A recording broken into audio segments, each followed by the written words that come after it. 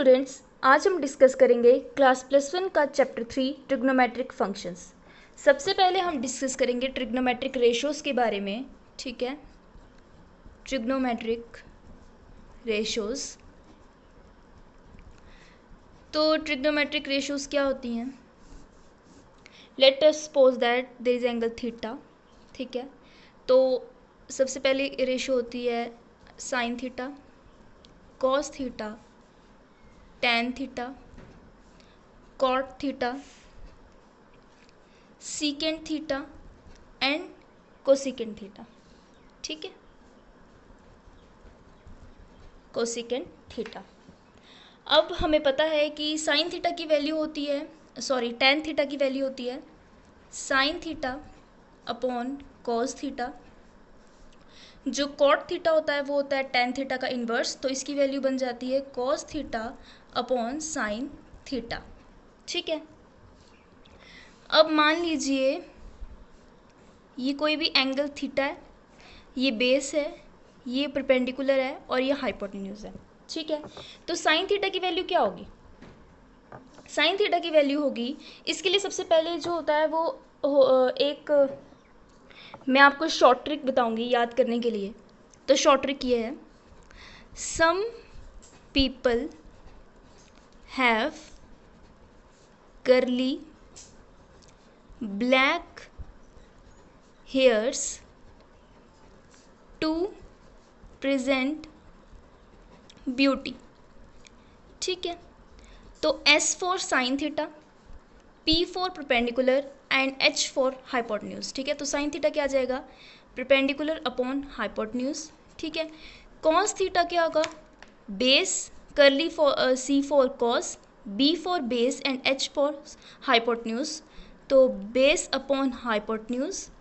Ten क्या आ जाएगा? टेन होगा T for ten, P for perpendicular and B for base, तो ये आ जाएगा परपेंडिकुलर अपॉन बेस। अब कॉट थीटा जो होता है वो टेन थीटा का इन्वर्स होता है, तो ये आ जाएगा base upon perpendicular. Secant theta is inverse of cos theta, तो ये आ जाएगा hypotenuse upon base. And cos theta is inverse of sine theta. ठीक है, तो ये आ जाएगा हाइपोटेन्यूज अपॉन परपेंडिकुलर। ठीक है, अब हम डिस्कस करेंगे कुछ आइडेंटिटीज़ के बारे में। हमने 3 आइडेंटिटीज़ पढ़ी थी 10th क्लास में। वो क्या थी? Number first, sine square theta plus cos square theta is equals to 1। Second, 1 plus tan square theta is equals to secant square theta. And number third is 1 plus cot square theta is equals to cosecant square theta। ठीक है, अब next हम बात करेंगे इनकी values के बारे में। ठीक है, तो साइन थीटा की 0 डिग्री पर वैल्यू होती है 0, देन 30 डिग्री पर होती है 1/2, 1/√2, √3 अपॉन 2 एंड 1। ठीक है, कॉस थीटा की वैल्यू होती है 0 पर 1, √3 अपॉन 2, 1/√2, 1/2 देन 0।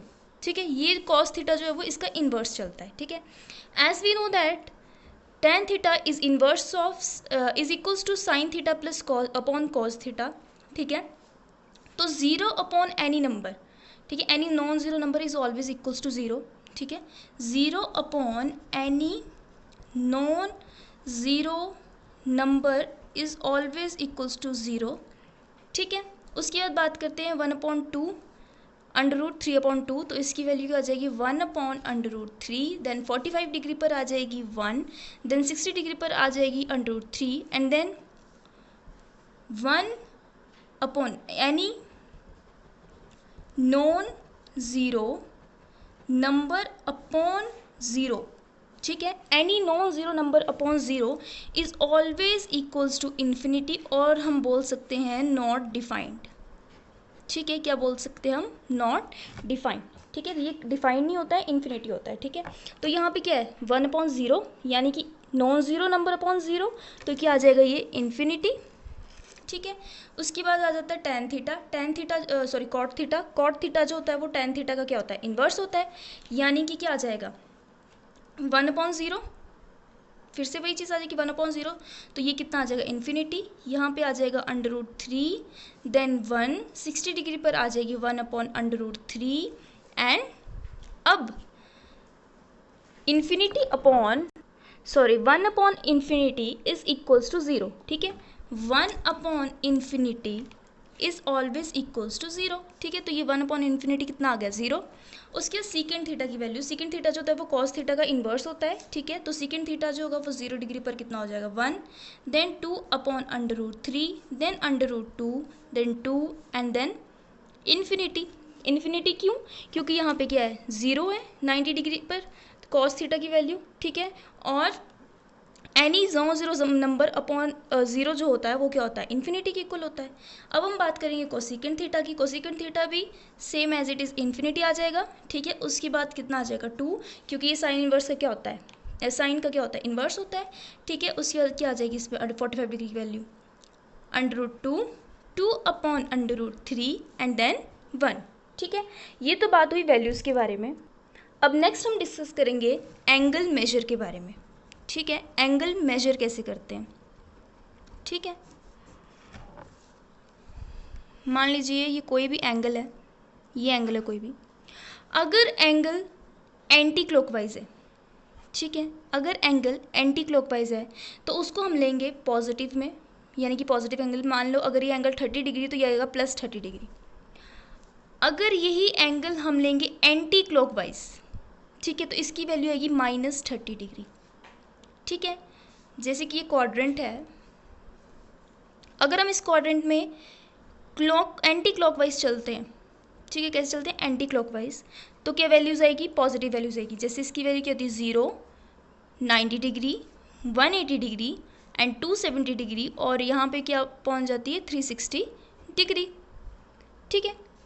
अब अगर हम फिर से क्वाड्रेंट लेते हैं और हम चलते हैं क्लॉकवाइज डायरेक्शन में, ठीक है, क्लॉकवाइज डायरेक्शन में, तो इसकी वैल्यूज आएंगी 0, कैसे नेगेटिव आएंगी, तो 0 डिग्री, यहाँ पे क्या 90 डिग्री होता है तो -90 डिग्री, यहाँ पे -180 डिग्री, यहाँ पे -270 डिग्री, और यहाँ पे आ जाएगा -360 डिग्री, ठीक है। अब ये बात होगी एंगल मेजर के बारे में। अब हम बात करेंगे डिग्री मेजर के बारे में, ठीक है, डिग्री मेजर के बारे में।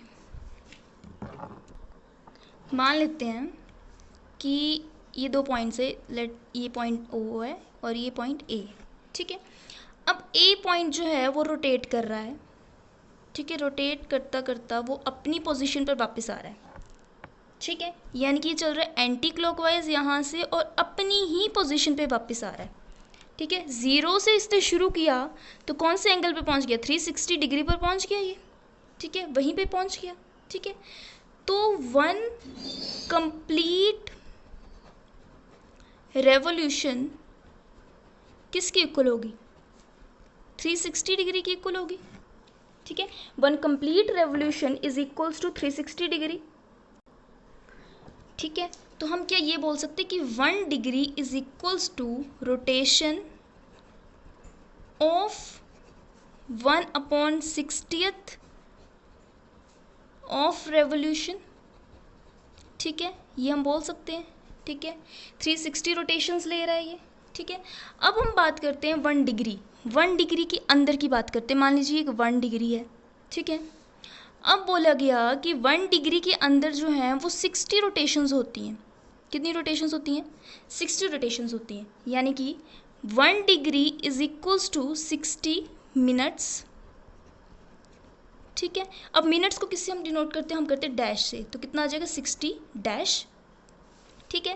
अब 1 डिग्री की तो बात हो गई, अब बात करते हैं 1 मिनट। मान लीजिए ये 1 मिनट है, ये 1 मिनट है। अब बोला कि 1 मिनट के अंदर भी 60 जो हो रहा है वो 60 रोटेशंस हो रही हैं, ठीक है। तो 1 minute is equals to 60 seconds, ठीक है। तो 1 मिनट को किससे डिनोट करें 1 dash is equals to second को करेंगे 60 डबल डैश, ठीक है। अब नेक्स्ट हम बात करेंगे रेडियन मेजर के बारे में, रेडियन मेजर के बारे में, ठीक है। तो हमने एक सर्कल कंसिडर किया विद 1 यूनिट, ठीक है। मान लीजिए 1 यूनिट रेडियस, ठीक है। मान लीजिए ये इसका रेडियस है, रेडियस जो है वो 1 यूनिट के इक्वल है, ठीक है। रेडियस जो है वो 1 यूनिट के इक्वल है और इसकी आर्क ली 1 यूनिट, 1 यूनिट ले ली इसकी आर्क की लेंथ, ठीक है। और ये जो एंगल फॉर्म हो रहा है ये एंगल है 1 रेडियन के इक्वल, ठीक है। किसके इक्वल है? 1 रेडियन के इक्वल, ठीक है। तो 1 यूनिट लेंथ ऑफ आर्क किसकी इक्वल हो जा रही है? 1 रेडियन की इक्वल हो जा रही है, ठीक है। तो सबसे पहले मैं आपको बताऊंगी कि रेडियन को लिखते कैसे हैं, नोट किससे करते हैं। 1 रेडियन जो होता है वो लिखा जाता है इज इक्वल्स टू 1⁻⁻c, ठीक है। इसको हम लिखेंगे 1⁻⁻c के इक्वल। तो 1 रेडियन जो है कितना आ गया? 1 यूनिट आर्क लेंथ, ठीक है। या फिर हम ये बोल सकते हैं 1 यूनिट आर्क लेंथ जो है वो 1 रेडियन के इक्वल है। 1 unit arc length is equals to 1 radian, ठीक है। अब हम 2 यूनिट्स आर्क लेंथ लेकर देखते हैं क्या होता है, ठीक है। आर्क की जो लेंथ है वो 2 यूनिट लेकर देखते हैं। ये एक सर्कल है विद 1 यूनिट रेडियस, ठीक है। एक हमने ले लिया ये 1 यूनिट का आर्क ले ली लेंथ की, एक हमने ये ले ली 1 यूनिट, 2 यूनिट्स हो गए टोटल, ठीक है। 2 यूनिट लेंथ होगी आर्क की, ठीक है। तो ये अगर 1 रेडियन है और ये भी 1 रेडियन है तो टोटल लेंथ कितनी हो जाएगी? 1 रेडियन, सॉरी 2 रेडियन, ठीक है। तो हमने क्या, इससे क्या कंक्लूड होता है कि 2 unit arc length is equals to 2 radian, ठीक है।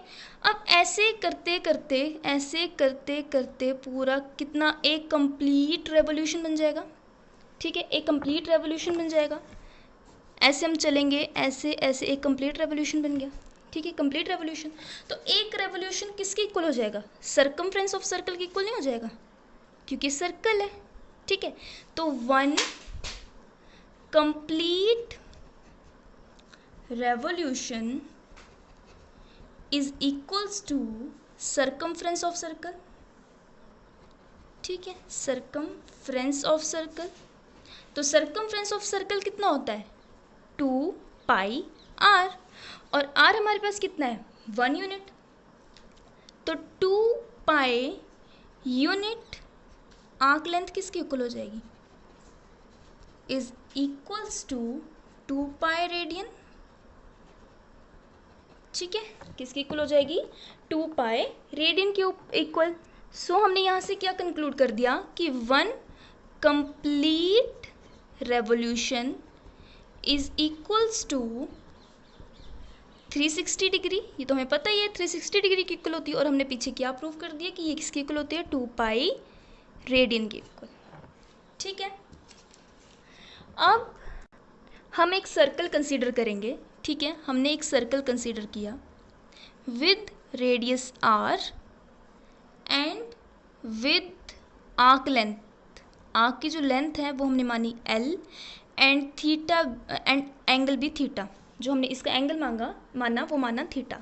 तो theta is equals to l/r, वो होगा length of arc upon radius, ठीक है। l क्या होगी? l is length of arc, r is radius, ठीक है, ऑफ सर्कल। बट इसमें एक कंडीशन है, कंडीशन ये है कि लेंथ और रेडियस की जो यूनिट है वो सेम होनी चाहिए, ठीक है। लेंथ एंड रेडियस की यूनिट जो है वो शुड बी सेम, मीन्स अगर वो मीटर है तो लेंथ की भी मीटर होनी चाहिए, रेडियस की भी मीटर होनी चाहिए। अगर सेंटीमीटर है तो लेंथ की भी सेंटीमीटर में होनी चाहिए और रेडियस की भी सेंटीमीटर में होनी चाहिए।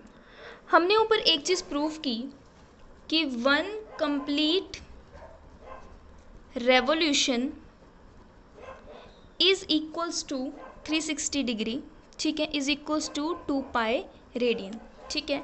यानी कि 2π radian is equals to 360 degree, ठीक है। तो पाई रेडियन कितना होगा, pi radian is equals to 180 degree, pi upon 2 radian is equals to 90 degree. तो पाई अपॉन 4 रेडियन किसके इक्वल हो जाएगा, 45 डिग्री। ठीक है, उसी तरह pi upon 3 radian is equals to 60 degree, pi upon 6 radian is equals to 30 degree and 3 pi upon 2 radian is equals to 270 degree. ठीक है, अब हम इसको क्वाड्रेंट में देख लेते हैं। क्वाड्रेंट में कैसे बताएंगे, ये है 0 degree, 90 degree, 180 degree and 270 degree. ठीक है, तो इसको हम, ये तो 0 डिग्री रहेगा, 90 डिग्री को क्या है, देखा हमने पाई अपॉन 2 के इक्वल है, तो पाई अपॉन 2 भी लिख सकते हैं इसको। रेडियन तो एज यूजुअल हमें पता है कि रेडियन ही होगा। ठीक है, तो पाई 180 डिग्री क्या हो जाएगा, पाई। ठीक है, 270 डिग्री किसके इक्वल हो जाएगा, 270 डिग्री हो जाएगा 3 पाई अपॉन 2 के इक्वल, 3 पाई अपॉन 2। एंड अगर ये एंटी क्लॉकवाइज मूव कर रहा है तो यहाँ पे क्या आएगा, 360 डिग्री, तो 360 डिग्री किसके इक्वल है, 2 पाई के इक्वल। ठीक है, अब सेम हम ऐसे चलेंगे क्लॉकवाइज डायरेक्शन में। क्लॉकवाइज डायरेक्शन में चलेंगे तो ये कितना आ जाएगा, 0 डिग्री, ये आ जाएगा आपका पाई upon 2 means 90 degree, 180 degree means पाई, और 270 degree means 3 pi upon 2 minus में आएगा, और यहाँ पे आएगा 360 डिग्री मीन्स माइनस 2 पाई। सो हमने जो आज डिस्कस किया उसको एक बार रिकॉल कर लेते हैं। सबसे पहले हमने डिस्कस किया ट्रिग्नोमेट्रिक रेशोज़ के बारे में। ठीक है, ट्रिग्नोमेट्रिक रेशोज़ क्या क्या होती हैं, sine theta, cos theta, tan theta. ठीक है, फिर आता है cosecant theta, secant theta, then cot theta. ठीक है, उसके बाद हमने डिस्कस किया आइडेंटिटीज़ के बारे में। ठीक है, आइडेंटिटीज़ के बारे में डिस्कस किया। 3 आइडेंटिटीज़ होती हैं, वो कौन कौन सी होती हैं, cos square theta plus sine square theta is equals to 1, 1 plus tan square theta is equals to secant square theta and 1 plus cot square theta is equals to cosecant square theta. ठीक है, उसके बाद हमने discuss किया angle measure के बारे में। Angle measure के बारे में डिस्कस किया तो हमने उसमें ये डिस्कस किया कि कोई भी एंगल है अगर वो है एंटी क्लॉकवाइज तो उसको हम लेंगे पॉजिटिव वैल्यू आएगी उसकी, और अगर वो मूव कर रहा है क्लॉकवाइज तो उसकी वैल्यू आएगी नेगेटिव। ठीक है, उसकी नेगेटिव वैल्यू ले लेंगे। फिर हमने डिस्कस किया डिग्री मेजर के बारे में। ठीक है, डिग्री मेजर में हमने क्या डिस्कस किया कि 1 रेवोल्यूशन किसके इक्वल होता है, 1 revolution is equals to 360 degree. ठीक है, तो 1 डिग्री हमारा आ जाता है रोटेशन ऑफ 1/360th रेवोल्यूशन।